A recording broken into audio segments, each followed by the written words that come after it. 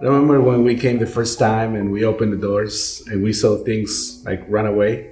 Yes, I do remember. That was when we first came to this church. It was the summer of 2007. I remember that we were fixed windows because there were broken windows, and then a week later they would be broken again. Literally, that's what happened here. We fixed the window and it was broken. But then after you fix it the second time, it's like people see that somebody cares, somebody is paying attention, and somebody lives there. And yes, we took part of that philosophy to see our neighborhood in that way too. When we came, it was a very rundown community and a lot of trash in the area, vacant lots that had overgrown grass. We realized that one of the biggest concerns of people was crime. So I don't know where you came up with the idea of Adopt a Block, but it really took off in the church when we had this idea to go out into our community and start doing cleanup work, beautification work, and that just really boosted the morale of our neighbors in our community. And when one neighbor starts to cut their grass and plant flowers, and the next neighbor would pick up on that and start to do that as well, it was contagious. I think it was the hope that you can bring to a community that doesn't see anything different, but once you start picking up trash, mowing yards, and you say plant flowers, it just makes a big difference. Well, it makes people feel that they're seen, and makes people feel that you care, that you take pride in where you live, and that makes a huge difference in people's lives. There was a lady who came and spoke to you, and she was a retired elementary school teacher, and she just had a heart for wanting to serve kids and continue to serve. And she asked if she could put together an after-school program and maybe help a couple kids and mentor them and help them with their schoolwork after school. And God always sent people, the right people who wanted to serve in these areas.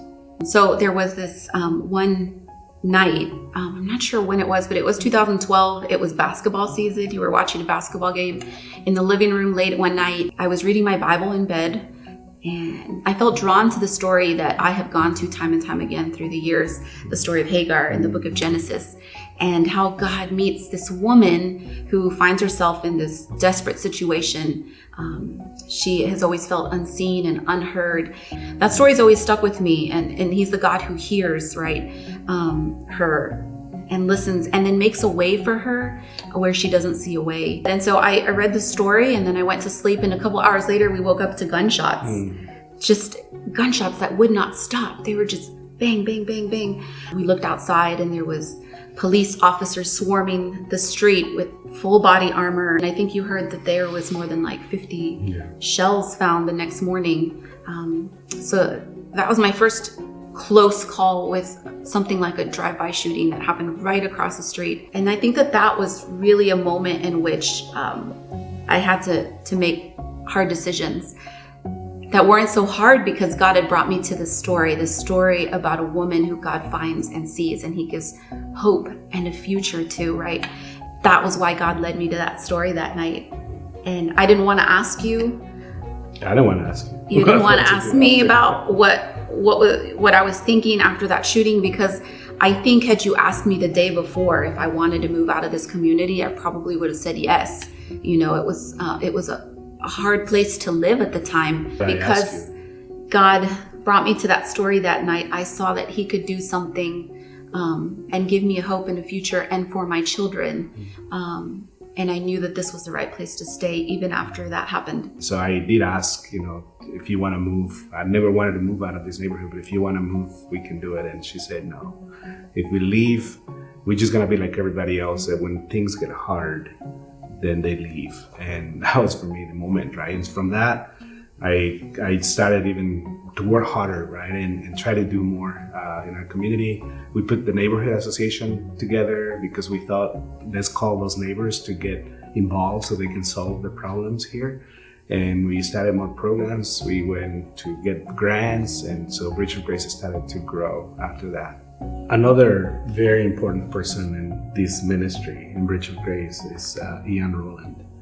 Ian Rowland, a lot of people know them, especially those who are in philanthropy, not-for-profit. And we had the blessing to meet him back in 2013 when, after a year we started Bridge of Grace, he came into this building this church and was willing to know the story and what we wanted to do, our vision for the community. And he was very special because before he left, he helped us apply to his foundation, but then he offered to introduce me to other nonprofit leaders who were doing what I was doing so that I can share and I can get feedback about our vision. And then he offered also to introduce me to other leaders in the community like Chuck Sorak and Mike Packnett and all these different foundations and different people who are truly amazing that make a difference in this community. So one of the programs that are very important, I think, here is the summer camps. And this partnership that we have with the police department, the fire department, and it's been an amazing experience because we get 100 to 150 kids every year